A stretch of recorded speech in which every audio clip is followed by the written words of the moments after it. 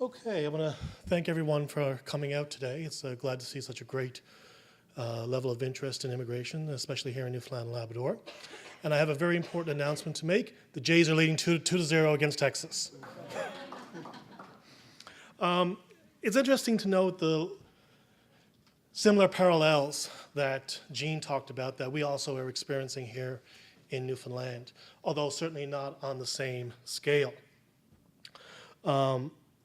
You know, for the last several years, and certainly since I've been with the organization, I started in 2004, on average we would receive about 155 government-assisted refugees per year. With the Syrian crisis, we received almost 100 in 3 days. So, we had to mobilize a lot of our resources, our partners, our staff to respond to such a significant influx in such a short period of time. Jamie, do you have a PowerPoint? No. Oh, you don't. Okay, no PowerPoint. So I was saying about, in terms of our arrival numbers. So our arrival numbers have changed. And in fact, the previous government increased our allocation from 155 GARs to 250. So going forward, hopefully we'll continue to receive 250 GARs each year. To date, and this is as of September 30th, we received 253 government-assisted refugees, and that's roughly 101% of our 2016 target, with 11 DMRs. These are all non-Syrian. And of the 253, we have 167 Syrians, and they arrived from the period from December to March, and we haven't received any Syrians since March. In terms of the private sponsorship, and certainly as Jean mentioned, there's been a tremendous response from the community. And of course, managing expectations is a challenge, and that's something that we've had to learn to deal with very quickly. We're also a private sponsorship agreement holder. And for this year, and again, as of September 30th, we have about 100 privately sponsored individuals who have arrived. Not all of them are Syrian, but certainly the majority of them are. We've got 35 cases in progress representing 110 individuals, and we've got about 8 sponsorship groups waiting to be matched. So I'm sort of going to go and back up a bit and bring you back to our first few weeks of arrival for the Syrian arrivals here, so January, February. Over the last several years, we've built up tremendous community partnerships, certainly one with Eastern Health, and with the Refugee Health Clinic that just came on stream within the last year and a half. For several years, we've had a public health nurse on site at our ESL training center, and she went from working 1 day to now working 5 days a week. We also have a fabulous relationship with the School of Medicine here at Memorial, known as the Gateway Program, which provides support and assistance and does health-related work with our clients, flu shots, ear, nose, and throat checks, a whole gaggle of health-related supports that help to reduce the strain on the healthcare system here in Newfoundland and Labrador. And when we were notified that we were going to receive these significant number of Syrians in such a period of time, we were able to tap into those resources and able to utilize them and bring them together so quickly to be able to respond to the needs of the Syrian clients. And in fact, Dr. Pauline Duke with the Refugee Health Clinic organized 3 health clinics. One was actually on a Saturday to serve these clients from like 9 in the morning till 6 in the evening. In terms of the things that we do as an agency to welcome newcomers, we have a multitude of programs and services. We're funded through IRCC to deliver settlement and RAP, and we're a one-stop shop, so we deliver ESL training as well as employment. But we also have other programs and services that are sort of add-ons and help to augment the scope of services, the full scope of services that we deliver here in the province.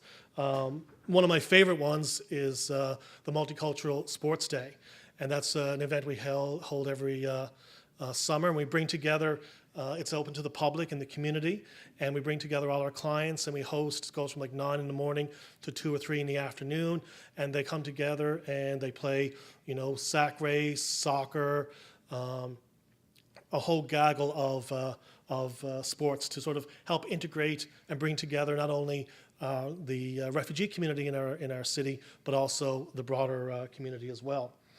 And that's been going now for the last 4 or 5 years. Originally started out as a multicultural soccer day, but sort of morphed into a much broader program. More recently, we had the refugee photo project called My Eyes, My Voice, and that allowed our clients the opportunity to take pictures of their community to help express to the community. They're here in the City of St. John's, and this was a partnership with the City of St. John's during Refugee Week to help them to communicate to the community, because obviously language is a barrier for them, in a visual medium, how much it means to have come to Canada and to thank Canada and Canadians for the support of refugees. We have a wonderful program that we utilize with the City of St. John's called the REAL program that provides support, sports equipment to low-income earners. So it's not just refugees, but anyone who is a low-income earner in the city or children of low-income earners. And so we utilize that program as well. We, of course, also have the LIP, which I was one of the co-chairs with. My colleague Frank mentioned in the previous session our Good Food, Good Friends initiative that was funded through the Innovation Fund with IRCC. And that's basically where we brought together a community group a church group came together and worked with some of our Syrian and non-Syrian women to basically get together and talk and learn about cooking techniques in Newfoundland and in their home country. Fabulous, fabulous types of programming. When we learned that we were going to receive such a huge number of Syrians and Muslim individuals of Muslim faith, we spoke to Costco, who ended up bringing in challah meat to help, help once more help promote that idea of welcomeness to our community. So those are all the good things and all the things that we do as an agency to welcome newcomers. But there are also some of the challenges, and certainly Jean touched on some of the challenges that her agency has faced in settling such a large numbers in such a short period of time. And we have a similar type of issues. Again, for us, there's a huge demand on support services. And in Newfoundland, the transit system here, the public transit system in the City of St. John's, is not very good. And I'm attending McMaster to do my postdoc, and I noticed that when I was waiting for the bus, it comes by every 10 minutes. Whereas in Newfoundland, you could wait for the bus every hour. And if you miss the bus, if your bus is at 9:10 and you get there at 9:15, well, you have to wait till 10:15 or 10:10 to get the next bus. And that's annoying for someone who is from the province and speak English. You can imagine the frustration for someone who is new to the province and doesn't speak English and isn't able to communicate with the bus driver to express their frustration or to even get directions to where they need to go to for their appointment. So as a result, we provide transportation to and from the ESL program and to their initial first appointments, while at the same time transitioning them onto the Metro bus. In fact, we hosted Metro bus in collaboration with us, hosted a session to get our new clients much more acquainted with the Metro bus system. In terms of education, we have built a great relationship with the English School District here in the province. We work closely with them to develop a transition plan for the Syrian arrivals to help the kids to transition slowly into the program, so there wasn't such a huge cultural impact on them, and that they had an opportunity to ease into and transition into the school system. And I think now our enrollment for 2016 is 143 children and youth, and I believe most of those are our Syrian kids. Over the summer, we also delivered a summer ESL and summer enrichment program that's delivered to kids, I think, ages 6 to 16. And again, that's helped to bridge the gap during the summer period between when they arrived here and when they start school in September.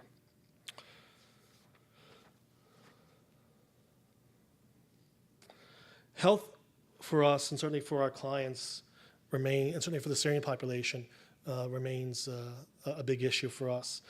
From June to August, we scheduled, and we actually have a full-time settlement health counselor who provides support and assistance to our clients in scheduling translators, scheduling transportation to get them to their appointments, and also booking those appointments and ensuring that, that in our conversations with the Refugee Health Clinic, that those appointments and our clients attend those appointments. Because obviously, if they miss an appointment, it can delay can be a significant delay for them to get them rebooked. And from June to August, we booked 568 of those, which is a large number for us. In talking with my colleague in social work, she noted that there's an increased need for mental health, and I think that's mental health supports, and that's, I think, something that we're all aware of, especially for the Syrian clientele coming out of a war zone. And, that's something we're working with our partners in Eastern Health to try to improve access and to expand services related to mental health. In terms of language training, we have tremendous amount of programming to support our ESL learners. We offer the itinerant teacher program, or itinerant instructor program, sorry, and that allows women, if they have small children, for example, if they can't attend classes on site, then they get opportunity to have an on-site in their home tutor. And we've ramped that program up significantly since December, going from one full-time to 3 full-time itinerant instructors. And again, because of the significant number of Syrian families that are large with small children, it's not easy for the moms to get to class because of the expectations, cultural expectations around childcare. So they go into the homes and provide them with ESL training. We also have developed a new mommy and baby program, again, to help reduce social isolation among this group. And that's very important coming into a new country and a new culture. And so I'll conclude under a conversation with employment. Jean indicated that her agency, one Syrian, has part-time employment. I can say we actually have 4 working part-time who are Syrians, and in fact, we hired a Syrian BVR client, sponsored client, in our Swiss program, and he's working full-time with us as well. And there's also one high school student who's also working part-time as well.